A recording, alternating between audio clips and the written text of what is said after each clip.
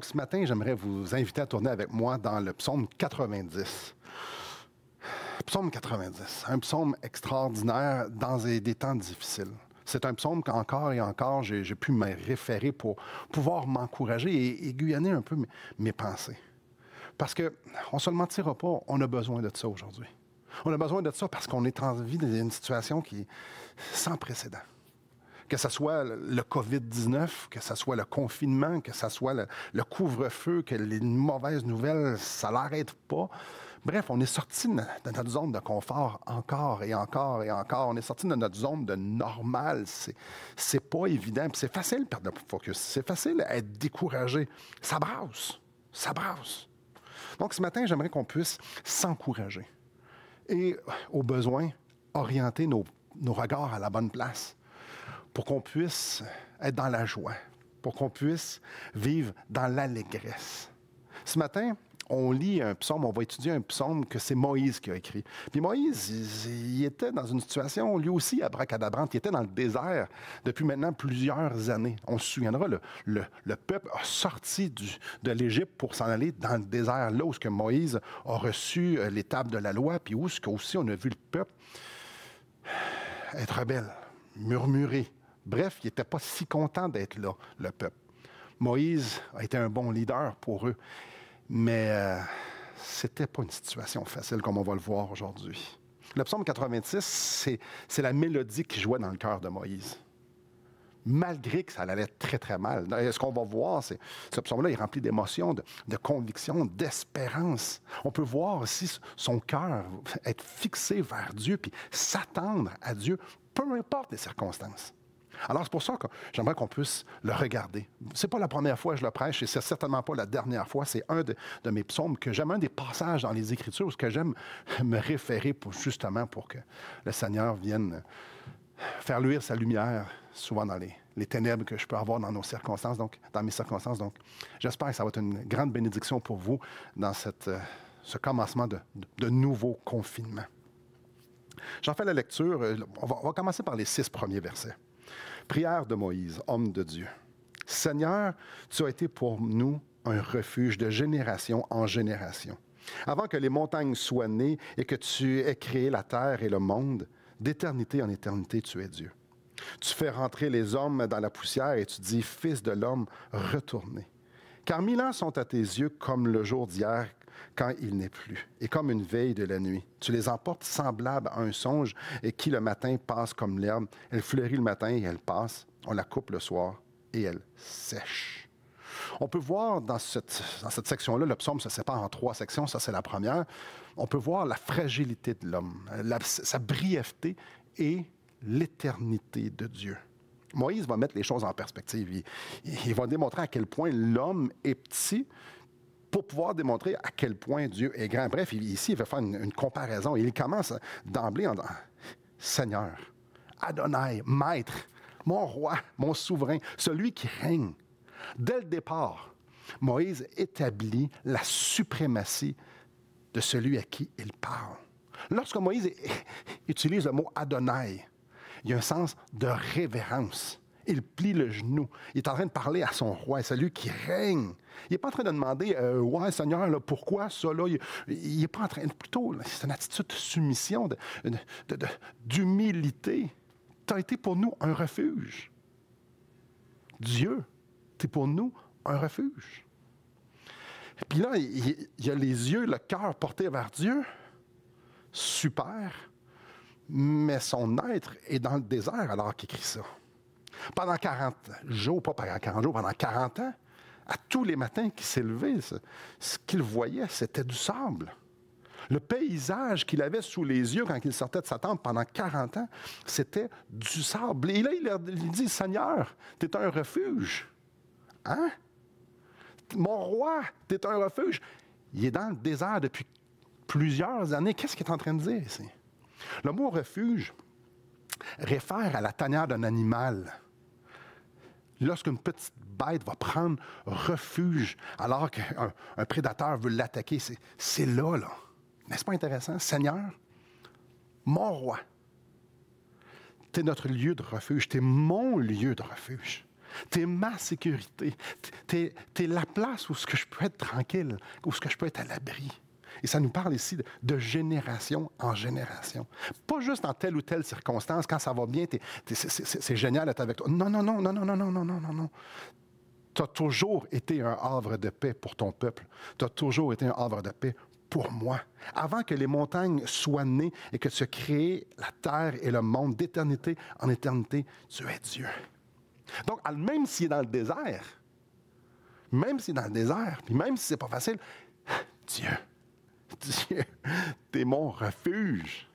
Moïse est clair, t'es Dieu, t'es le roi, t'es le créateur, t'es la cause de toute la création, t'es Dieu, il n'y en a pas eu d'autre, d'éternité en éternité, il y a juste toi. Vous voyez, c'est clair ce que Moïse essaie de faire. Il est en train d'élever Dieu. Puis, il l'élève en se remémorant la Genèse, en se remémorant le début de la création ici. C'est lui qui a écrit la Genèse. C'est lui qui l'a écrit. Les 5 premiers livres de la Bible, c'est lui qui les a écrits. Mais on peut se poser la question, comment il a pu faire ça? Moïse a vécu 1400 ans avant Jésus-Christ. Alors, comment il a pu écrire la Genèse? C'est simple. Dieu lui a révélé.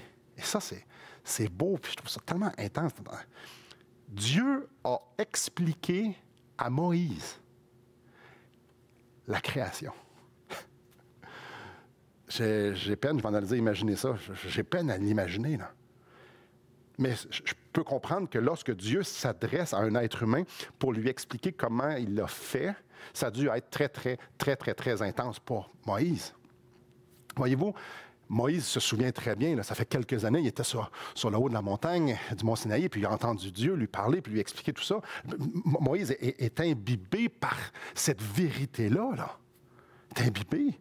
Avant que les montagnes soient nées, que tu aies créé la terre et le monde d'éternité en éternité, Dieu vient d'y dire. Il y a beaucoup de monde qui ont parlé de la création dans les Écritures. Mais c'est le seul qui se l'est fait expliquer par Dieu. Moïse a parlé avec Dieu. Lui, il sait à quel point tout ça, c'est vrai, puis la puissance qui était manifestée. Lui, là, pour Moïse, Dieu est grand. Là. Dieu est extraordinairement grand. C'est lui qui est la cause. C'est lui qui... Il n'y avait rien avant. Dieu est éternité. C'est ça qu'il veut exprimer ici au verset 2. Là. Avant que tout ça soit là, toi, tu étais là. Voyez-vous, il élève. Et puis là, on parle de contraste. Là. Il s'en va à l'homme. Il ne veut pas nécessairement abaisser l'homme. Il veut surtout élever Dieu. Donc, il veut démontrer la suprématie de Dieu. Donc, il va regarder à l'homme. Tu fais rentrer les hommes au verset 3 dans la poussière. Tu dis, fils de l'homme, retournez. Même genre de langage qu'on retrouve dans Genèse au chapitre 3 au verset 19. Je vous le lis. C'est à la sueur de ton visage que tu mangeras du pain jusqu'à ce que tu retournes dans la terre, d'où tu as été pris, car tu es poussière et tu retourneras dans la poussière. Quel contraste! Toi, d'éternité en éternité, t'es la cause de toutes choses. Nous, on a été créés avec la poussière et on va retourner à la poussière. Dieu, homme. Quel contraste! Verset 4. Car 1000 ans sont à tes yeux comme le jour d'hier quand il n'est plus et comme une veille de la nuit. Le but de Moïse, c'est vraiment de montrer la brièveté de l'homme.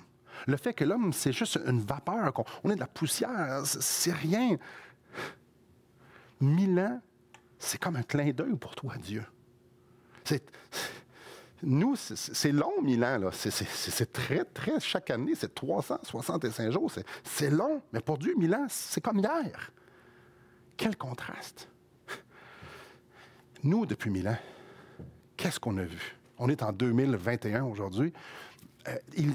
Depuis 1000 ans, il y a eu des empires qui se sont succédés. Il y en a qui ont été très forts, qui n'existent même plus aujourd'hui. La science, comment la science a pu évoluer, c'est incroyable. Là. On fait juste parler des antibiotiques ou juste de se laver les mains pour les docteurs et tout ça avant de faire des opérations. Bref, la science, c'est incroyable. Ce qu'on a pu découvrir avec la science, on ne l'a pas inventé parce que ça, c'est Dieu, mais nous l'avons découvert. Les cultures ont tellement changé. Les langages, comment on parlait il y a 1000 ans, ce n'est plus pareil. Il y a des noms qui ont été super célèbres. Il y a des gens qui ont fait des grandes choses, qui ont découvert des grandes choses, qui ont accompli des œuvres incroyables. Mais c'est dans le passé. On parle d'eux au passé. Là. Que dire de la technologie? Il y a 1000 ans, clairement, il n'y avait pas YouTube, il n'y avait pas d'enregistrement. C'était énorme la différence. Juste la technologie depuis il y a 30 ans. Là, on parle de 1000 ans. Il n'y avait pas de grille-pain, là. Il n'y avait pas d'électricité, il n'y avait pas de... C'est fou! Qu'est-ce que l'humanité était il y a 1000 ans? Puis aujourd'hui, c'est comme... C'est des changements incroyables. Puis on peut juste imaginer comment ça va être dans 1000 ans si on se rend jusque-là. Mais ça, pour Dieu, là, c'est rien. C'est juste un clin d'œil. Nous, il y a plein d'étapes, plein d'événements, plein de saisons, plein de choses, plein de gens, des millions de personnes. Lui, ça, c'est un clin d'œil. Dans les versets 5 et 6, Moïse va utiliser 3 métaphores pour illustrer justement qu'on est juste la poussière, puis que Dieu, lui, est éternel. Versets 5 et 6, je les lis. « Tu les emportes semblables à un songe, qui le matin passe comme l'herbe. Elle fleurit le matin et elle passe, on la coupe le soir et elle sèche. » Tu les emportes. Le terme ici, l'idée, c'est d'être emporté comme lors d'une inondation. Souvent, on va voir les débris être portés par les courants d'eau. Bien, c'est ça ici. Les débris sont contrôlés par la puissance de l'eau. L'illustration de l'homme, c'est ça. Nous, on est des débris. On est emportés par toi, par ta puissance, par ta présence, par ta volonté. C'est ça, là. Semblable à un songe. C'est très court, un songe. C'est très éphémère, un songe. On parle d'un rêve ici. Là. Parfois, on rêve. Rarement, on s'en souvient. Des fois, on s'en souvient partiellement. Et si on s'en souvient, on s'en souvient jamais longtemps. C'est rien, un rêve. C'est vraiment pas long. Le contraste, c'est entre le Dieu d'éternité, dont on parle de génération en génération.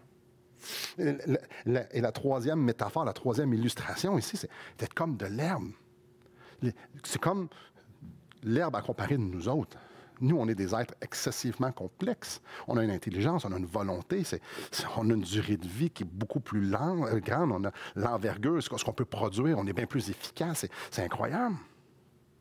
Ça, c'est juste des illustrations que Moïse donne pour comparer l'homme avec Dieu. Évidemment, ce sont des illustrations qui sont imparfaites, mais qui nous démontrent à quel point Dieu n'est pas comme nous. Puis dans le cœur de Moïse, c'était ça, là. C'était ça, là. Dans ce psaume-là, c'est ça, là. On peut voir sa révérence, on peut voir son humilité. Il dit, moi, je suis rien devant toi. Je suis rien. Moi, je suis un homme. Toi, tu es Dieu. Toi, tu es le Créateur. Je suis la créature. Toi, tu es le roi éternel. Moi, je suis juste la poussière. Et ici, c'est pas qu'il n'avait pas une grande estime de lui. Plutôt, il reconnaissait qui était Dieu. C'était ça qui était dans son cœur. C'était ça que son cœur était saturé, ça bouillonnait, c'était ça. Dieu, t'es Dieu. Laissez-moi lire la deuxième section. Nous sommes consumés par ta colère, et ta fureur nous épouvante. Tu mets devant toi nos iniquités, et à la lumière de ta face nos fautes cachées. Tous nos jours disparaissent par ton courroux. Nous voyons nos années s'évanouir comme un son. Les jours de nos années s'élèvent à 70 ans. Et pour les plus robustes, à 80 ans. Et l'orgueil qu'il en tire n'est que peine et misère, car il passe vite, et nous en volons. Qui prend garde à la force de ta colère et à ton courroux selon la crainte qui t'est due? Qu'est-ce qui vient de se passer? La première partie, de versets 1 à 6, Moïse contemple la grandeur de Dieu en exprimant sa petitesse avec une grande humilité. Puis là, nous sommes consumés par ta colère. Wow! J'aimerais qu'on puisse se mettre en contexte. C'était quoi un peu le contexte immédiat de Moïse, de son pèlerinage dans le désert? Et pour ça, je vous invite à tourner avec moi, évidemment, laissez votre main dans le psaume 90. Venez avec moi dans Nombre au chapitre 14. Vous allez voir, c'est le même auteur. Donc, c'est le même genre de langage. On peut voir le langage qui ressort de psaume, pas de psaume, du Nombre 14 et de psaume 90. Vous allez voir, ça ressemble vraiment beaucoup. Donc, Nombre 14 au verset 26. L'Éternel parla à Moïse et à Aaron et dit, « Jusqu'à quand laisserai-je cette méchante assemblée murmurer contre moi? J'ai entendu les murmures des enfants d'Israël qui murmuraient contre moi. Dis-leur, je suis vivant, dit l'Éternel. Je vous ferai ainsi que vous avez parlé à mes oreilles. Vos cadavres tomberont dans ce désert. Vous tous dont on fait le dénombrement, en vous comptant depuis l'âge de 20 ans et au-dessus, et qui avez murmuré contre moi, vous n'entrerez point dans le pays que j'avais juré de vous faire habiter, excepté Caleb, fils de Juphéné, et Josué, fils de Nun. Et vos petits-enfants, dont vous avez dit, ils deviendront une proie, je les y ferai entrer, ils connaîtront le pays que je vous avais désigné. Vos cadavres, à vous, tomberont dans le désert.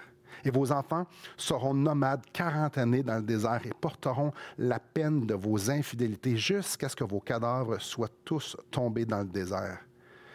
De même que vous avez mis 40 jours à explorer le pays, vous porterez la peine de vos iniquités 40 années, une année pour chaque jour, et vous saurez vous saurez ce que c'est que d'être privé de ma présence. Moi, l'Éternel, j'ai parlé. Et c'est ainsi que je traiterai cette méchante assemblée qui s'est réunie contre moi. Ils seront consumés dans le désert et ils mourront. Consumés.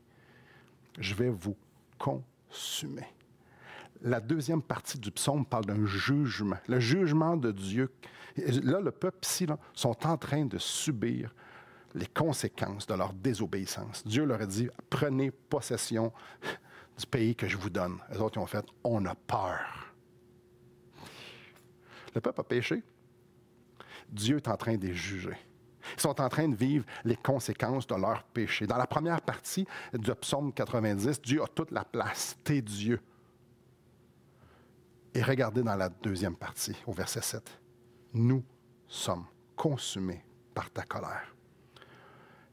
Le nous est important. Moïse est en train, lui aussi, en fait Caleb et Josué aussi, sont en train de subir la conséquence des péchés du peuple. Et il dit nous, ça va pas bien pour nous, on subit la colère. Eux, ils n'étaient pas coupables de ça, mais ils étaient en train de vivre quand même les conséquences de la décision, de la mauvaise décision que les autres ont prise. Verset 11. Qui prend garde à la force de ta colère et à ton courroux selon la crainte qui t'est due? Ouch! La force de ta colère, on est en train, ta main s'appesantit sur le peuple au grand complet. Verset 9, tous nos jours disparaissent par ton courroux. Nous voyons nos années s'évanouir comme un son. Ça va pas bien, là. Oui, je comprends, c'est un langage imagé, mais ils sont en train de subir la pleine conséquence du péché du peuple. Eux, lui, Moïse. Puis Moïse le savait qu'il n'avait pas déçu. Là. Il venait de le dire. On l'a lu là, dans Nombre.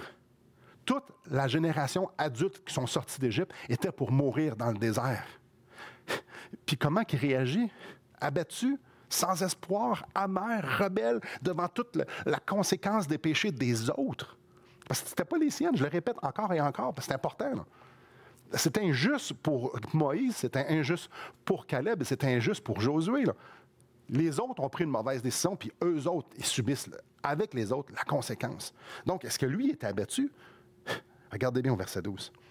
Enseigne-nous à bien compter nos jours afin que nous appliquions notre cœur à la sagesse. Il se tourne vers Dieu. Le mot compter implique de donner du sens. Enseigne-nous à donner du sens de nos jours. C'est incroyable. Là. Le verset 6 à 11, Moïse est clair. Il est transparent avec la situation dans laquelle il est. C'est infernal. On est en train de subir ta colère. C'est infernal. Mais il est loin d'être découragé. Imaginez, il est en train de subir des grandes injustices, puis un inconfort total, puis il n'est pas découragé. Pourquoi? À cause des versets 1 à 6. À cause du Dieu, à cause que Dieu est Dieu. Puis à cause que Dieu, c'est son refuge. Nous, on est poches, mais toi, tu es l'Éternel. Nous, on est des pécheurs, le peuple est pécheur, on mérite ce qu'on est en train de subir, mais toi, tu es Dieu. Donc, viens nous enseigner comment vivre, à bien compter nos jours, à faire du sens pour toi dans ce qu'on est en train de vivre. Je ne sais pas pour vous, mais moi, ça m'encourage énormément. Énormément. C'est possible de recevoir la sagesse de Dieu dans les pires circonstances. C'est possible d'avoir un cœur pour Dieu quand ça va mal, quand ça va très, très, très, très mal. C'est possible que Dieu vienne à notre rescousse alors qu'on vit les conséquences des péchés des autres. Puis ce qui est extraordinaire, encore mieux, c'est que Dieu nous donne même la sagesse quand on subit les conséquences de nos propres péchés. C'est jamais peine perdue. Ce psaume-là, c'est la raison pourquoi j'y vais si souvent. C'est jamais peine perdue. Dieu a toujours compassion de nous. Puis ça, moi, je trouve ça tellement rassurant. J'espère que c'est rassurant pour vous. Allons lire le verset 13. « Reviens, Éternel, jusqu'à quand? Aie pitié de tes serviteurs. » Moïse utilise ici le même langage qu'au verset 3. Au verset 3, il disait « Tu fais rentrer les hommes dans la poussière. » Et tu dis « Fils de l'homme, retournez. » De la même manière qu'il exprime que l'homme retourne à la poussière, ici il est en train de dire « Reviens à nous. Sois présent. » Dieu, sois présent. Aie pitié de nous. Avoir pitié et compassion, même chose. Moïse est en train de crier, puis il appelle à la compassion de Dieu au verset 14. « Rassasie-nous chaque matin de ta bonté, et nous serons toute notre vie dans la joie et l'allégresse. » Il n'est pas en train de demander une plus belle vie. Il n'est pas en train de demander de sortir du désert. Il n'est pas en train de demander d'avoir que ça soit mieux que l'air climatisé arrive. Non, non, non. Remplis-nous de ta bonté. C'est quelque chose, hein? Chaque matin, ce que j'ai besoin, là, c'est que tu me montres ta bonté à matin. Juste te donner un petit peu de point de référence. C'est pas facile ce qu'ils sont en train de vivre. Là. Pendant 40 ans, Moïse n'a pas eu de vacances. Il ne sortait pas du désert. Là. C'était toujours du sable. Tout le temps. Il était en prison dans le désert. Du sable partout. Matin, midi, soir. C'est le désert. 40 ans, 14 400 jours, tout le temps. Saleté, chaleur, inconfort. Il n'y avait pas d'épicerie. Il n'y en avait pas. Il n'y avait pas de place où aller pour que ça aille mieux. Non, c'était ça la circonstance. Il n'y avait pas espoir parce que lui, il savait qu'il ne rentrerait pas non plus dans la terre promise. Il était en train de subir la conséquence de leur péché. Il était sans espoir humain, si je pourrais vous dire. Imaginez un instant. 2 millions de personnes, on estime à peu près 2 millions de personnes qui ont sorti d'Égypte puis qui auraient traversé la mer Rouge. Aucun adulte est sorti du désert vivant. Si on fait un calcul ici, environ entre 50 et 100 personnes mouraient à tous les jours pendant 40 ans. Donc, il y avait une gestion assez macabre à faire également. Il n'était pas équipé comme nous aujourd'hui, là. Encore et encore et encore, il y avait le rappel qu'ils étaient en train de subir la conséquence de leur péché. Il était environné par la mort. Il était environné de plein de problèmes logistiques. L'eau vient d'où? Et la nourriture, Dieu, dans sa grâce, il y avait la manne qui venait. Mais manger de la manne, manger du pain pendant 40 ans, matin, midi, soir, pas le fun. Il n'y a pas une grande variété de diètes là-dedans. Si on fait juste mettre dans leur sandale un instant, c'est pas très cool, là. C'est pas très varié. Il n'y a pas quelque chose de confort là-dedans, là. Ils l'ont pas eu facile. Et c'était à cause des péchés des autres, dans le cas de Moïse. C'est pour ça qu'il dit « Rassasie-nous de ta bonté. » Tous les matins. Seigneur, c'est ça que j'ai besoin. Il n'y en a pas d'encouragement dans la journée. Imaginez, il n'y avait pas d'espoir que ça soit mieux, les circonstances. En fait, il y avait toujours des événements qui étaient abracadabrantes, qui avaient des jugements parce que le peuple continuait de désobéir. Il n'y en avait pas d'espoir d'une zone de confort, d'une normalité plaisante. C'était le chaos. Seigneur, j'ai besoin de ta bonté. Il n'y a rien ici-bas qui peut me rassasier, là. Il n'y a rien ici-bas qui peut faire en sorte que je vais avoir quelque chose qui ça va aller mieux. Non, non, non. Moïse voyait juste une issue. Dieu.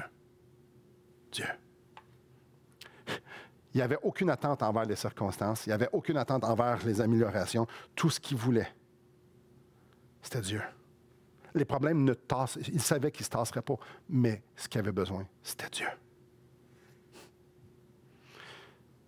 Regardez la deuxième partie du verset 14. « Et nous serons toute notre vie dans la joie et l'allégresse. » Nous serons toute notre vie dans la joie et l'allégresse, quand ça fait 32 ans, 6 mois et 14 jours que tu es dans le désert, puis qu'il y a eu des centaines de milliers de personnes qui sont mortes, comment tu peux dire que Dieu va être notre joie et notre allégresse? Ça, c'est le cœur de Moïse. C'est quelque chose. C'est quelque chose. C'est quelque chose. Il était vraiment convaincu, il n'y avait aucune attente envers les circonstances. Aucune. Pour pouvoir dire, tu seras toute notre vie dans la joie et notre allégresse, il y avait beaucoup d'attentes envers Dieu. Dieu, c'était son refuge. Dieu, c'est un refuge. Regardez au verset 15. Réjouis-nous autant de jours que tu nous as humiliés, autant d'années que nous avons vu le malheur. Il y a un parallèle avec le verset 9. Au verset 9, ça parle des jours qui disparaissent, puis les années qui s'évanouissent comme un son. Réjouis-nous autant. Le terme ici, c'est autant. Il n'est pas en train de dire enlève nos problèmes. Dans leur cas, non, on les mérite. Non. Sois un havre de paix, Seigneur. Réjouis-nous. Ce qu'on a besoin, c'est que tu nous réjouisses. Autant qu'on a subi, autant qu'on subit, autant qu'on va subir ta colère, autant on va expérimenter ta compassion, autant on veut expérimenter ta présence. C'est juste toi, Seigneur, qui peux nous donner la joie et l'allégresse dans la circonstance dans laquelle on est. C'est tellement pitoyable ici, Seigneur. C'est juste toi. Ça vient de l'extérieur, la joie. Elle vient de l'extérieur, l'allégresse. Et l'extérieur, c'est toi. Moi, je trouve ça tellement beau. Regardez le verset 16. Que ton œuvre se manifeste à tes serviteurs et ta gloire sur leurs enfants. Qu'est-ce que Moïse est en train de dire ici? Je veux que ça soit manifeste. Tu es là. Je veux qu'on puisse voir tes œuvres.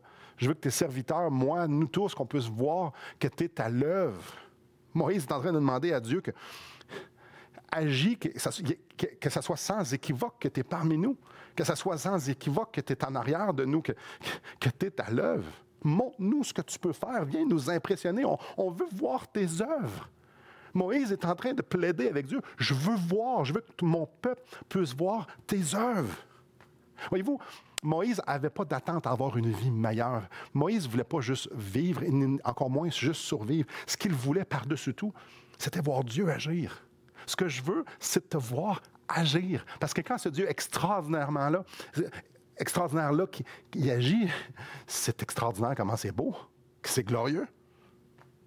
Puis il parle de génération en génération. Je ne veux pas juste que moi le voir. Je veux que la prochaine génération, celle qui va rentrer dans la terre promise, je veux qu'eux autres puissent voir t'es quel genre de Dieu. Je veux qu'eux autres puissent aussi goûter à quel point tu es bon. Je veux qu'ils puissent goûter à ta compassion. Seigneur, montre-nous, impressionne-nous, impressionne-les. Impressionne-les. Rends manifeste à tout le monde, à tout le peuple que tu es parmi nous. Seigneur, ne permets pas qu'il y ait personne qui puisse dire « Où est ton Dieu? Ton Dieu n'est pas là. » Non, montre-nous ce que tu es en train de faire. Montre-nous ce que tu es en train de faire. Parce que toi, tu es Dieu. Puis nous, on n'est vraiment pas grand-chose. Dieu, je veux te voir. Je veux te voir. Et c'est spécial. C'est la seule chose qui va me donner de la paix. Moi, il était convaincu. C'est ça qui va me donner de la joie. C'est ça qui va me donner de l'allégresse. Savoir que tu es à l'œuvre, c'est suffisant. Moïse voulait juste voir Dieu agir. C'est spécial, hein? Il ne voulait pas que ça aille mieux nécessairement. Non. Il voulait voir Dieu agir. Puis regardez au verset 17. Que la grâce de l'Éternel, notre Dieu, soit sur vous, sur nous.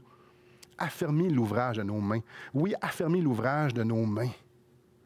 La grâce, ici, il y a un sens de beauté, un sens de magnificence. Que la beauté, la magnificence de Dieu soit sur nous. Entendez-vous le cri de Moïse qui est en train de dire ici, je veux voir Dieu, je veux te voir, je veux t'expérimenter. Moi, je suis de la poussière. Il le dit très clairement dans les premiers versets du psaume 90. Moi, je suis de la poussière. On est de la poussière. On a besoin de te voir. Puis, 2 fois dans le verset 17, il dit « Affermis-nous ».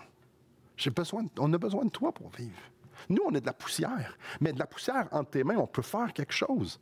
Il y a de l'espoir lorsque tu mets de la poussière dans tes mains. Quand tu souffles dans la poussière, la vie prend forme. On a besoin de toi. On est comme des débris qui se laissent emporter par le courant. On est comme un rêve. On est comme de l'herbe. On a besoin de toi. Sans toi, on n'est rien, mais avec toi, on est quelque chose. On n'a pas envie d'avancer à notre manière dans ces circonstances-là. On n'a pas envie que ça se passe comme on veut. Non, on veut que ce soit toi, Dieu. Prends la place. Prends la place dans nos circonstances, prends la place dans ma journée, prends la place. C'est ça qu'il est en train de demander ici. Viens nous affermir. Que ce soit ce qu'on fait, ce qu'on dit, ce qu'on pense, ça vienne de toi. Rends-nous utiles pour toi. Comment ça va ce matin? Peut-être que vous allez écouter ça cet après-midi. Comment ça va cet après-midi ou ce soir ou cette nuit? Comment ça va aujourd'hui? On n'est pas tous à la même place. On n'entendra pas ce message-là nécessairement en même temps. Peut-être qu'aujourd'hui, vous êtes dépassé par les événements. Peut-être qu'aujourd'hui, vous ne voyez pas déçu. Peut-être que ça fait tellement longtemps que vous souffrez que peut-être même vous êtes rendu cynique. Peut-être que vous êtes, j'ai même plus espoir. N'est-ce pas un psaume encourageant? Moïse n'est-il pas un exemple extraordinaire? Nous sommes de la poussière. Mes chers amis, nous sommes de la poussière. Mais Dieu est Dieu. Puis Dieu est bon. Et la seule réponse raisonnable à ce que vous êtes en train de vivre et ce que je suis en train de vivre, c'est pas de demander une meilleure situation. C'est comme faire au verset 12. Enseigne-nous à bien compter nos jours afin que nous nous appliquions notre cœur à la sagesse. La réponse raisonnable devant un Dieu si grand et devant des circonstances qui peuvent être si déstabilisantes, c'est de dire, Seigneur, fais en sorte que j'ai la sagesse pour pouvoir vivre comme tu veux que je vive aujourd'hui. Parce qu'aujourd'hui, tu es en train de te glorifier parce que tu fais tout pour te glorifier. Tu permets tout pour ta gloire. Alors, tu veux te glorifier au travers de moi aujourd'hui. Alors, viens m'enseigner, viens me donner la sagesse pour que je puisse vivre, que je puisse rentrer dans ton travail. Deuxième chose, rassaisis-nous chaque matin de ta bonté. La réponse raisonnable à un Dieu si grand et à des circonstances si pitoyables et que nous sommes poussière, c'est de dire, Seigneur, j'ai besoin de ta présence. J'ai besoin que tu sois présent. J'ai besoin de voir ta bonté. J'ai besoin de te voir à l'œuvre. Et non seulement j'ai besoin que tu le fasses d'une façon surnaturelle, d'une façon extraordinaire, je vais m'y appliquer. Je vais sonder les Écritures. Je vais sonder ton cœur. Je vais aller devant toi en réponse aux Écritures dans la prière. Puis, sans parler du verset 16, je veux voir ta gloire. Troisième chose, je veux te voir à l'œuvre. Je ne veux pas être tellement aveugle à cause des circonstances que ça va m'aveugler qui tu es. Non, je sais qui tu es, alors viens mettre ta lumière dans les circonstances pour que je puisse te voir agir. Elle est là, la solution. Elle est là, la solution. Verset 17. Étant donné que tu es Dieu, que je suis de la poussière et que ça va mal, viens prendre mes mains, viens prendre mon corps, viens prendre ma bouche, mes yeux, viens prendre mon être. Je m'abandonne à toi, je m'offre en sacrifice raisonnable à toi pour que tu puisses venir faire ce que tu veux. Je ne veux pas attendre que le confinement soit fini avant de commencer à vivre. Non, aujourd'hui, je vais commencer à vivre. Peut-être que ça va mal pour vous aujourd'hui. J'en suis sincèrement désolé. Mais ce qu'on a besoin, ce n'est pas des meilleures circonstances. Ce que j'ai besoin, ce n'est pas des meilleures circonstances. Ce qu'on a besoin, chacun d'entre nous, c'est Dieu. Ce que le monde a besoin, c'est Dieu. C'est Dieu. Le monde est tout croche. Je suis tout croche. Nous sommes tout croche. C'est Dieu qu'on a besoin. Nous sommes dans la noirceur. On est biaisé par la noirceur dans notre cœur. La lumière et la vérité, c'est Dieu.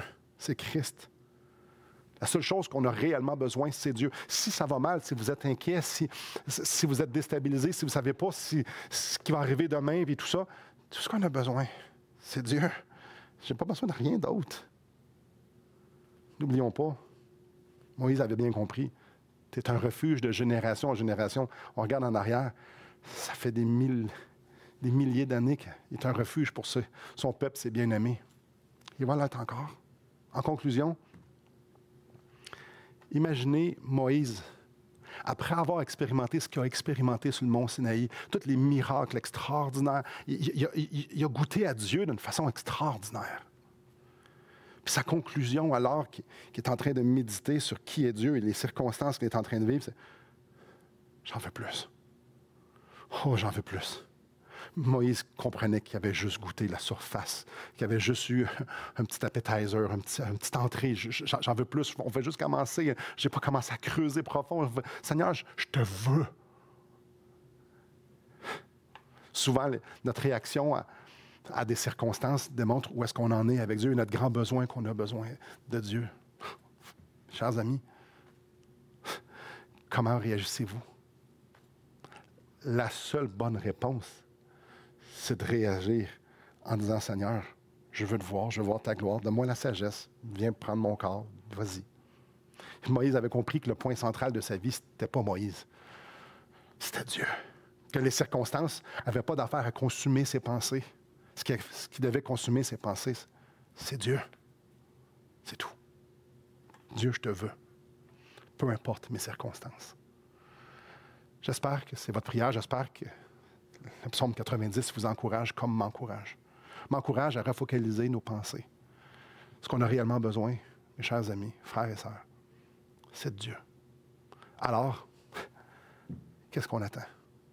Tournons-nous vers lui et soyons dans l'attente qui se manifeste et qui nous donne des yeux pour voir à quel point il est extraordinaire et à l'œuvre parmi nous et en nous. Sur ce, que le Seigneur vous bénisse.